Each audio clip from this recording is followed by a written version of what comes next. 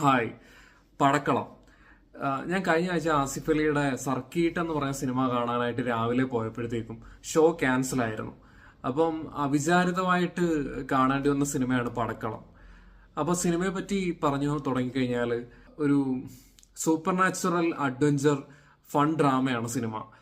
അപ്പൊ ഇതിനകത്തില് സന്ദീപ് പ്രദീപ്, സുരാജ് വെഞ്ഞാറമൂട്, അതുപോലെ തന്നെ ഷറഫുദ്ദീൻ, നിരഞ്ജന അനൂപ് ഇവരൊക്കെയാണ് മെയിൻ ലീഡ് ചെയ്തേക്കുന്നത്.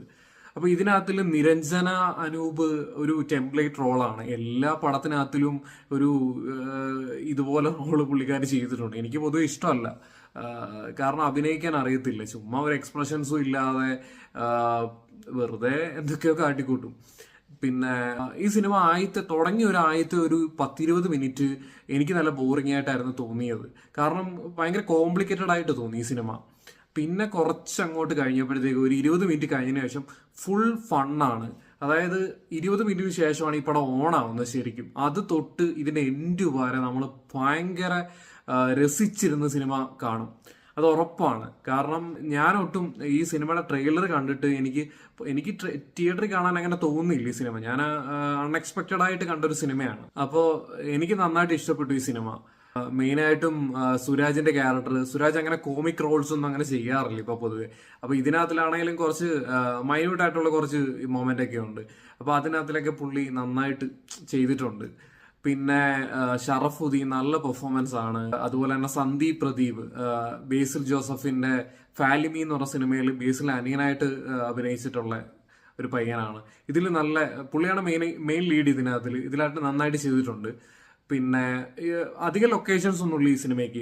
മെയിനായിട്ട് ഒരു ക്യാമ്പസ് ആണ്, ക്യാമ്പസിനെ ചുറ്റിപ്പറ്റിയിട്ടുള്ള കാര്യങ്ങളൊക്കെ തന്നെ, അല്ലാതെ പ്രത്യേകിച്ച് ലൊക്കേഷൻസ് ഒന്നും അധികം ഇല്ല. പിന്നെ മ്യൂസിക് ഹാൻഡിൽ ചെയ്തേക്കുന്ന രാജേഷ് മുരുകേശനാണ്. പുള്ളിക്കാരൻ അത്യാവശ്യം നല്ല രീതിയിൽ പ്രേമൊക്കെ ചെയ്ത് നല്ല ഒരു എസ്റ്റാബ്ലിഷ് ആയിട്ടുള്ള ഒരു മ്യൂസിക് ഡയറക്ടറാണ്. പക്ഷെ ഇതിൽ എനിക്ക് മ്യൂസിക് ഒട്ടും ഇഷ്ടപ്പെട്ടില്ല. ഇതിന്റെ ബാക്ക്ഗ്രൗണ്ട് സ്കോർ നല്ല രസമുണ്ടായിരുന്നു, പക്ഷെ മ്യൂസിക് പൊതുവെ എനിക്ക് അത്ര ഇഷ്ടപ്പെട്ടില്ല.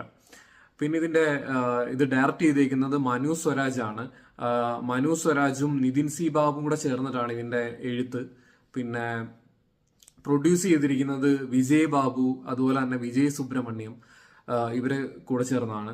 തിയേറ്ററിൽ ഇരുന്ന് നന്നായിട്ട് എൻജോയ് ചെയ്ത് കാണാൻ പറ്റിയ ഒരു സിനിമയാണ്. യൂത്തിനൊക്കെ കൂടുതൽ ഈ സിനിമ ഇഷ്ടമാവും, കൂടുതൽ കണക്ട് ആവാൻ സാധ്യത യൂത്തിനാണെന്ന് എനിക്ക് തോന്നിയിട്ടുണ്ട്.